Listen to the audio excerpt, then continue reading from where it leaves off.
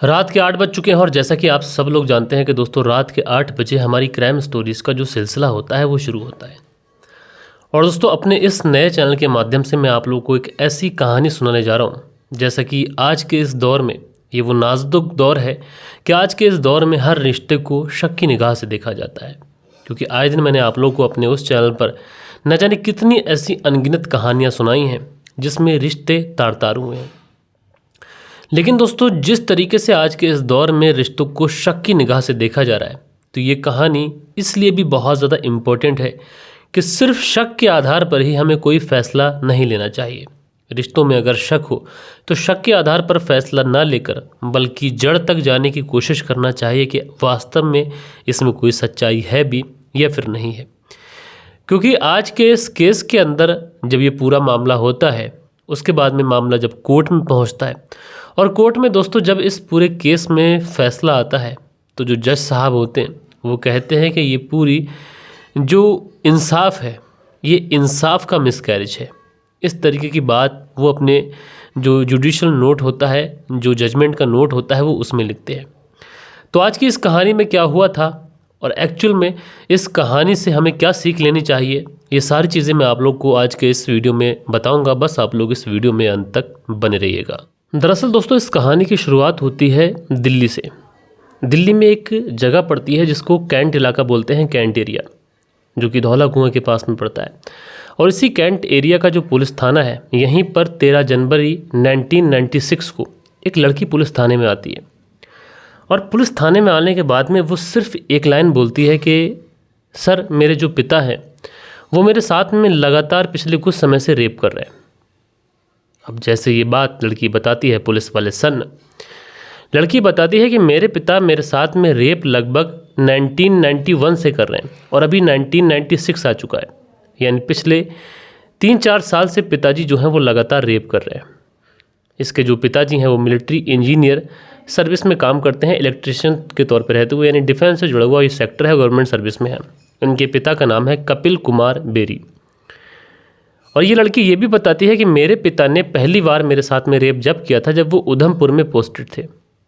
इनकी फैमिली में वैसे जो लड़की कंप्लेंट लिखाने के लिए आई थी उसके अलावा एक लड़की और थी, कपिल कुमार बेरी थे, उनकी पत्नी थी और एक बेटा। यानी इस लड़की के हिसाब से ये 2 बहनें हैं, एक भाई है, माँ है और पिता है फैमिली के अंदर। ये लड़की बताती है कि मेरे पिता ने जो मेरे साथ रेप किया था, एफआईआर में इसने जो नोट कराया उसके हिसाब से मैं आप लोगों को बता रहा हूँ। लड़की बताती है कि 1991 में मेरी जो माँ है, मेरी माँ के मौसा जो इंदौर में रहते हैं उनकी डेथ हुई थी। और मेरी जो माँ है वो अपने मौसा की डेथ सेरेमनी में इंदौर गई हुई थी। और उसी दौरान घर पर कोई था नहीं, पिताजी थे, मैं थी, मेरी बहन थी और मेरा भाई था।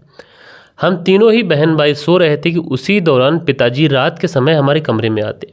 कमरे में आने के बाद में वो मुझे उठाकर अलग रूम में लेके जाते हैं और अलग रूम में ले जाने के बाद में वो मेरे साथ रेप करते हैं। यानी इस तरीके की चीज़ें ये जो लड़की थी वो एफआईआर में लिखाती है।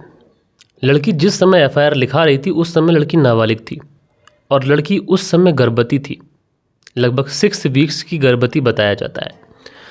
अब उसके बाद में पुलिस एफआईआर दर्ज करती है और छानबीन करती है। छानबीन करने के बाद में कपिल कुमार बेरी को गिरफ्तार कर लेती है। गिरफ्तार करने के बाद में मामला सेशन कोर्ट में पहुंचता है।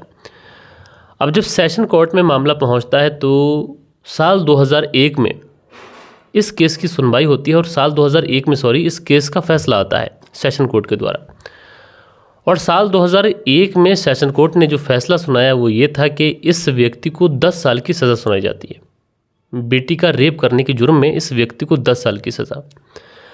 अब यहाँ पर आप देखेंगे तो ये तो कहानी का एक पहलू है, लेकिन यहाँ पर थोड़ा सा बीच में रुक के मैं आप लोगों को कहानी का दूसरा पहलू समझाता हूँ। उसके बाद वापस से हम लोग यहीं से चलेंगे।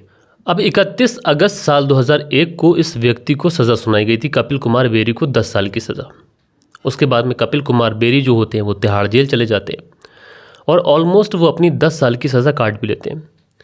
लेकिन जो केस उनकी बेटी ने उनके ऊपर लगाया था, साल 1996 में ये केस लगाया गया था कि उनके पिता ने उसके साथ में रेप किया है। इस एफआईआर के ख़िलाफ़, इस केस के ख़िलाफ़ कपिल कुमार बेरी की पत्नी, उसकी एक अन्य बेटी और उसका बेटा, ये तीनों लोग साथ में होते हैं और ये लोग ऊपरी अदालत में जो अपील होती है वो अपील फ़ाइल करते हैं। लेकिन दोस्तों अपील में काफ़ी ज़्यादा समय गुजर जाता है और 1996 की ये बात थी, 10 साल की ऑलमोस्ट सज़ा काट चुके थे, सज़ा काट कर बाहर भी आ चुके थे और साल 2018 आ चुका था। लेकिन इन दिनों हालांकि सज़ा भी काट ली गई थी, लेकिन कपिल कुमार बेरी के माथे पर सिर्फ एक ही दाग लगा हुआ था कि कपिल कुमार बेरी अपनी बेटी का रेपिस्ट है। दोस्तों, कपिल कुमार बेरी ने इसी इल्ज़ाम के साथ में 22 साल का लंबा अंतराल गुजार दिया था। लंबा अंतराल इसलिए गुजार दिया था क्योंकि उसने ऑलमोस्ट अपनी सज़ा भी काट ली थी, लेकिन फिर भी हाई कोर्ट में अपील की गई थी। अपील हालांकि इसलिए की गई थी कि कपिल कुमार बेरी हैं उनके ऊपर जो इल्ज़ाम है, जो तोहमत है, कम से कम वो उससे बरी हो सके।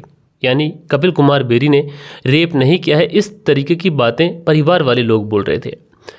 अब दोस्तों समय गुजरता है और 16 फरवरी साल 2018 को कपिल कुमार बेरी की मौत हो जाती है और इन दौरान ये जो केस था वो हाई कोर्ट के अंदर था। हालांकि कपिल कुमार बेरी को लोअर कोर्ट ने 10 साल की सज़ा सुनाई थी और 10 साल की सज़ा वो काट भी चुके थे, लेकिन हाई कोर्ट के अंदर मामला चल रहा था इसलिए क्योंकि सज़ा जो थी वो काट चुके थे और हाई कोर्ट के अंदर मामला इसलिए चल रहा था कि कपिल कुमार बेरी के ऊपर जो इल्ज़ाम, जो चीज़ें लगी हुई हैं, कम से कम कपिल कुमार बेरी उन चीज़ों से बाहर आ सके। अब दोस्तों 16 फरवरी साल 2018 को कपिल कुमार बेरी अपनी बेटी के रेप का इल्ज़ाम अपने सर पे लिए हुए इस दुनिया से कूच कर जाते हैं। उसके बाद में मामला तो चूँकि हाई कोर्ट में चल ही रहा था, इसलिए मामला चलता रहता है। 16 फरवरी साल 2018 को कपिल कुमार बेरी की मौत हुई थी और उसके बाद में दिसंबर साल 2019 आ जाता है। अब दोस्तों दिसंबर 19 में जो हाई कोर्ट था वो अपना फैसला सुनाता है और हाई कोर्ट फैसला ये सुनाता है कि कपिल कुमार बेरी बेकसूर है और उन्होंने अपनी बेटी के साथ में रेप नहीं किया है, बल्कि कहानी कुछ और है। अब दोस्तों भले ही हाई कोर्ट की तरफ से कपिल कुमार बेरी को बाइज्जत बरी कर दिया गया हो, लेकिन कपिल कुमार बेरी अब इस दुनिया में नहीं थे। वो इस दुनिया से जा चुके थे, कूच कर चुके थे और सर पर अपनी बेटी के रेप का इल्ज़ाम लेकर ही उनको मौत आई थी। लेकिन सवाल ये उठता है कि इतने समय के बाद में आखिरकार हाई कोर्ट ने इस इल्ज़ाम से उन्हें बरी क्यों किया और सेशन कोर्ट ने यानी लोअर कोर्ट ने उनको 10 साल की सज़ा क्यों सुनाई। दरअसल इस कहानी के हिसाब से जब लड़की ने पुलिस थाने में पहुंचकर ये कहा था कि उसके पिता ने उसके साथ में रेप किया है 1996 में, और पहली बार रेप जब किया था 1991 में, जब उसकी माँ इंदौर गई हुई थी, और जब माँ इंदौर गई थी तो पिता ने अकेलेपन का फ़ायदा उठाया और अलग कमरे में ले जाकर उसका रेप किया। दरअसल हाई कोर्ट ने जो फैसला सुनाया उसमें उसने पिछले पुलिस की चाहे इन्वेस्टिगेशन हो या फिर सेशन कोर्ट का जो फैसला हो, कई बातें ऐसी थीं जिसमें दिल्ली पुलिस और सेशन कोर्ट के फैसले को हाई कोर्ट में एक कटघरे में खड़ा कर दिया गया। पहली चीज़ तो ये कि लड़की ने जब कहा था कि 1991 में जब उसकी माँ इंदौर गई हुई थी मौसा की डेथ में और उसी समय उसके पिता ने रेप किया, तब उस घर के अंदर उस लड़की के अलावा 2 और लोग मौजूद थे। इस लड़की का बड़ा भाई और बड़ी बहन, दोनों ही चश्मदीद थे और दोनों ने ही ये कहा था कि ऐसा कुछ भी नहीं हुआ है, हम तीनों ही लोग एक बेड पर सोते थे और माँ जब इंदौर गई थी तो माँ हमारी एक नेबर, एक पड़ोसन को ये कहकर गई थी कि तुम जब तक मैं ना आऊँ हमारे घर सो जाना, क्योंकि अक्सर हमारे जो बच्चे हैं अकेले सोते हैं तो डर जाते हैं। और उन दिनों वो नेबर भी हमारे साथ ही सोई थी और नेबर ने भी बयान दिया था, नेबर ने कहा था ऐसा कुछ हुआ ही नहीं, कपिल कुमार बेरी कभी अपनी बच्चियों के रूम में आए ही नहीं थे। दूसरी तरफ ये जो लड़की थी ये गर्भवती हो चुकी थी और इसने कुछ समय के बाद में एक बच्ची को भी जन्म दिया था। तो कपिल कुमार बेरी जेल के अंदर से कई बार ये कहते रहे, कोर्ट में भी उन्होंने कहा कि एक बार उस बच्चे का डीएनए टेस्ट मेरे डीएनए टेस्ट से मैच करा लो, अगर मैंने अपनी बच्ची का रेप किया है, मैंने अपनी बच्ची का बलात्कार किया है, मैं रेपिस्ट हूँ और उसका ही ये नतीजा है, तो मैं हंसते हंसते फांसी के फंदे पर झूल जाऊँगा।